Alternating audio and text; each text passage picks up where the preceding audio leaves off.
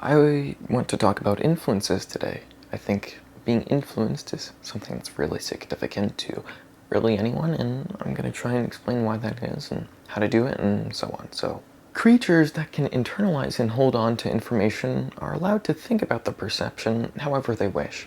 There's a tendency to categorize, assign, and create hierarchies based on the information internalized. And as this is the case, this means there is likely a belief that one piece of information perceived might have more or less value than another.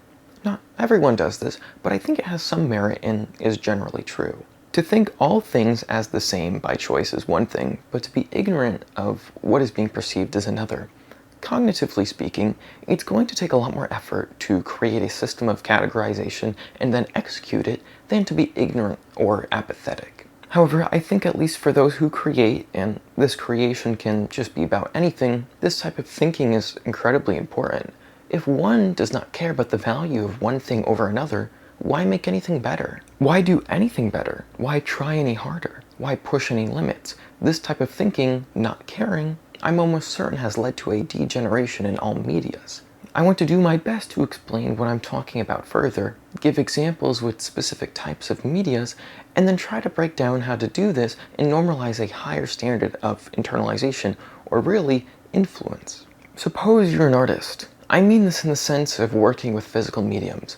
To keep things simple, suppose you like to draw.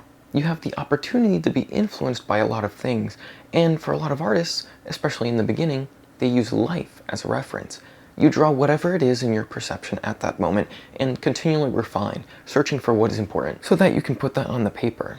This is great and very cool, but if the artist wants to step outside of the boundary of real life to paper, then they might have to think a little more abstractly. Before even tackling that aspect, we have to consider how the artist even came to the conclusion that one detail is more important or significant than another. If self-taught, without external materials explaining how to draw, what to look for, and much more within that realm, they are operating in, arguably, an unusual way. What they consider important whilst transferring the perceived information to paper is less based on what others have told them is important, unless they have received critique previously, but it's more likely based on what they think is important. Of course, what they think is important is what they want to share. Yes, we could always wrap back around to a person being nothing but all their influences, some innumerable number of factors creating the person, but that's not the point. The point is the present, and what is being done in the midst of the action. At one point or another, a person is able to, or so I'd hope, reassess their own thinking. What was important a year ago might be the same today, but it's unlikely that every single thing you thought was important within any possible moment in the past year is still the same. Saying all this is a means to recognize what can be perceived as important can be altered. If taught by a school, teacher, or friend, you have a direct influence instructing you on how to draw. They tell you what to look for, why you should focus on that, and then expect you to follow through on that. You might disagree, but nonetheless, if you want to continue being taught, you listen to their instructions. This isn't a bad thing at all. I think this is actually a good thing. However, if you consider the pipeline of knowledge and experience, the original reference point for how to do something and why it's done that way is based on the experiences of either one person or many people. There's a general consensus of what looks good because good is almost intuitive, as the reference point of good, at least for most people, and in reference to art, is real life. There are styles, and styles are subjective, but there are core concepts, like proportions and perspective, which influence how one might perceive the artwork. They might not be aware they are judging the work based on those concepts, and many more, but they are, because those things are a part of their life, something they perceive every single day. The world is not static, however. There are always new methods, new ideas, and new ways to do the same thing. What needs to be focused on above all else is, other than select types of people, knowledge in real life, what might the artist also be influenced by? The nations with internet are also the nations producing the media to be consumed on said internet, so that's the context we'll stay within. As an artist, you might have all of these means of consuming and understanding what makes certain types of art good, and others not as good. Yet, anyone can rationalize why something is good or something is bad. There's no totally objective means of assigning these qualities to literally anything. What this is leading to is that the artist can be influenced by things that, perhaps, lack the same accuracy or nuance that something like real life does. I don't mean to say this is a problem, but as one can rationalize anything, no matter the label, This means the creator of said inaccurate piece can justify and explain what that piece really means. If someone then believes this, then in their mind, they will believe they can also do the same thing. Now, there's a cycle, or the possibility of a cycle beginning. One person does one thing, and another person is influenced and follows. What I have failed to mention is how harmful this can be, and in the context of artwork, I will attempt to give you a, even if marginally, objective-leaning assessment of good and bad. Good is less about taste. The style doesn't matter, but there are fundamentals to be expected, the expectation derived from what they experience in reality, and how far that can be dismantled before it is unrecognizable. Effort, too, could go along with this, but it isn't necessary. A person could put all their effort into something and it still sucks, but by putting the effort in, they reach closer to having more, doing more, creating something better. One would have to exert effort, probably for a very long time, before not needing to apply the same amount. Not always needed, but very much welcome, is complexity. Inherently, complexity is not desirable. Defining complex in this case is more about the ability to differ between something done with intention, which is mentally complex, versus a complex piece. A complex drawing can be great, but it also could be a chaotic abstraction, which, yes, is complex, but the complexity is drawn from the randomness, a lack of purpose, and the action itself. Bad is more about the lacking of goodness. If artwork fails to have an anatomically correct humanoid, anyone will be able to recognize this. Are there varying levels to the correctness? Yes, sure there are, but at some point, it becomes blatant. It might take a lot of effort to obtain that correct humanoid, but if the artist puts enough effort in over enough time, eventually, they'll be able to draw what they want. Effort can come in other forms too. For example, a person taking an existing thing and doing more of it, taking an object and doing more of that object. In the mind of the creator, it took a lot of effort and holds significant meaning, but this thing, meaning, could never be derived from the thing created as an outsider. To view meaning in something, that's something the perceiver does. They assign the meaning to the thing. However, if the artist wants to say the creation has a different meaning, then sure, that's okay. The point in which this becomes silly is when the creator and perceiver are on totally different pages of what something means.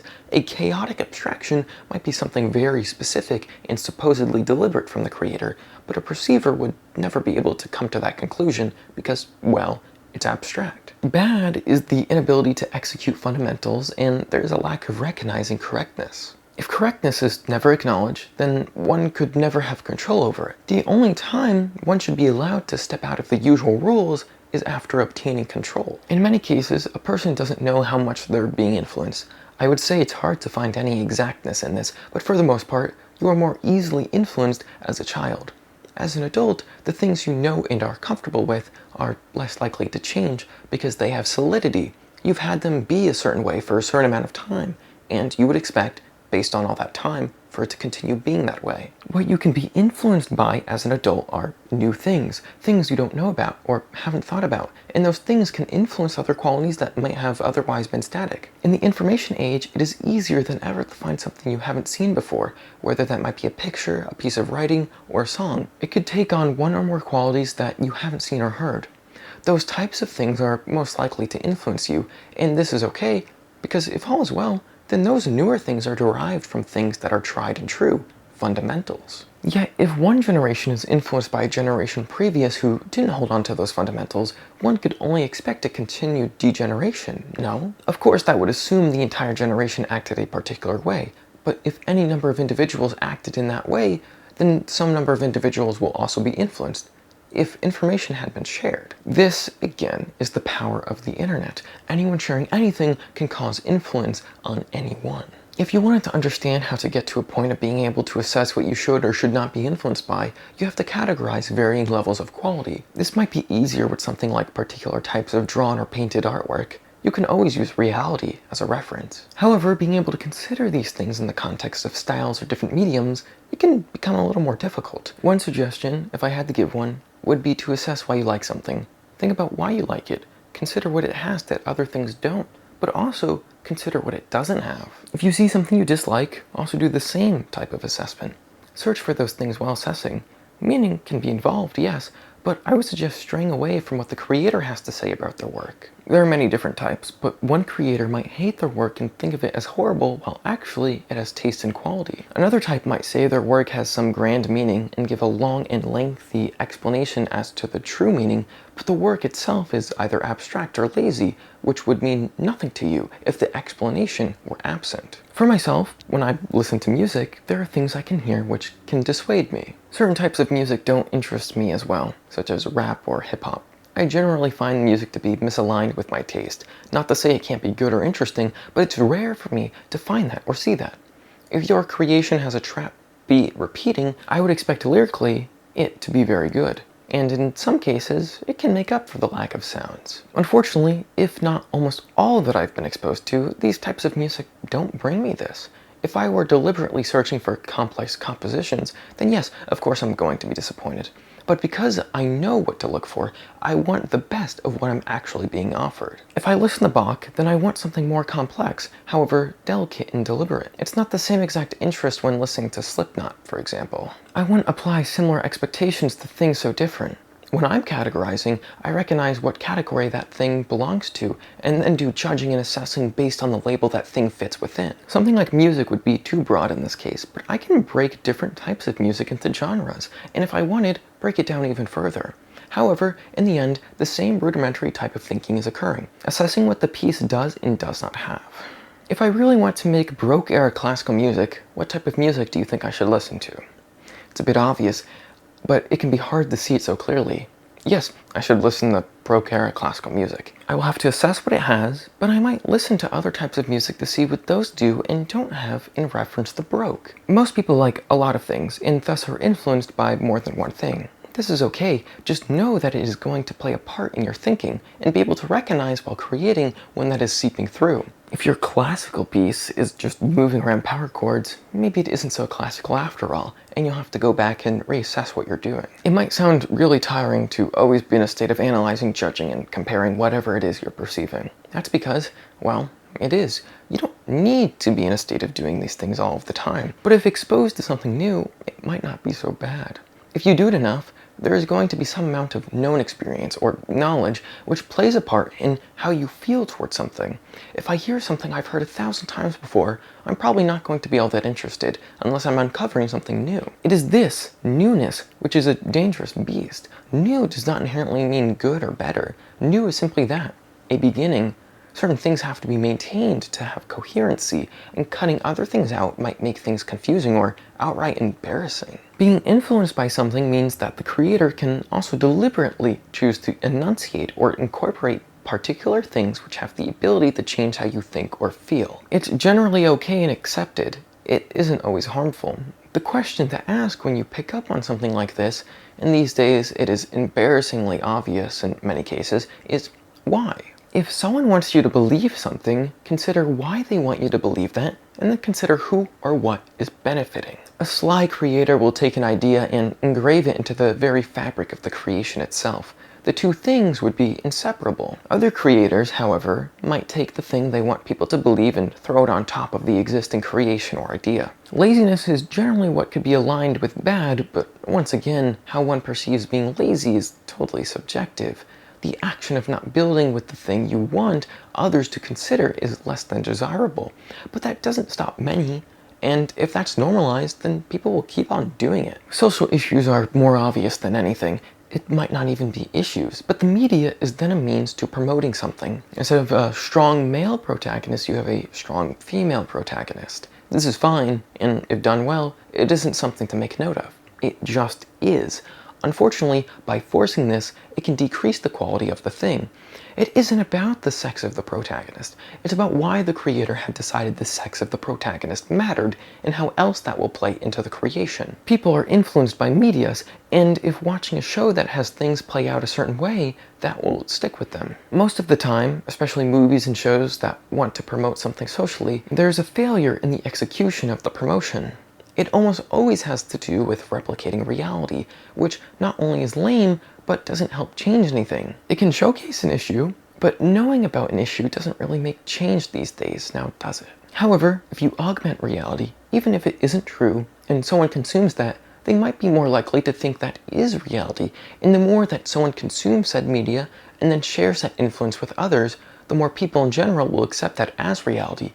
In accepting it, they act in accordance to it, and thus, you get what you want. It doesn't work this way all of the time. It isn't so easy to flip switches in the minds of people, but to try doing it with nuances, care is more appealing than crudeness and delusion. If your mind so allows for it, search for where this is happening outside of media you consume for enjoyment. Politically, why might one politician say one type of thing? Is it simply because they believe in it, or because they want a reaction from a particular group of people? Does a corporation truly care about its employees, or is it simply the norm to say that one does? If you are a being that cannot do anything but be influenced, then there is the option to lazily take it all in without considering what it is you are internalizing. You don't have to care, but by not caring, you then continue the trend of a lack of care. We cannot help ourselves but internalize information. In the information age, we mostly take in information through hearing and seeing. Focusing on these two senses, there is a limit to what can be perceived, but those limits are enough to work within for the purposes of deciding the quality of something. One can assess what makes something good or bad based on their own system of quality, and from there, decide why one might consume one type of media over another. This consumption, or internalization, then influences one to think and act in different ways. This is vital, especially as a creator, as what you consume you then create. In comes information, out goes information. That is based on what is perceived, and if perceiving things that lack nuance, and thinking that's all there is, a lack of nuance will be created in their work. This is a degenerative effect, things continually getting worse as the cycle of worse is slowly accepted. If you have to be influenced, you should consider what you're being influenced by. Consider why you or anyone else would like or dislike something, and use those contingencies to help consider why one thing is better than any other thing. This might not be an easy task, and it isn't, but it will help you and others around you. You will create better, and you will influence others to create better, thus having an uplifting effect, rather than degradation.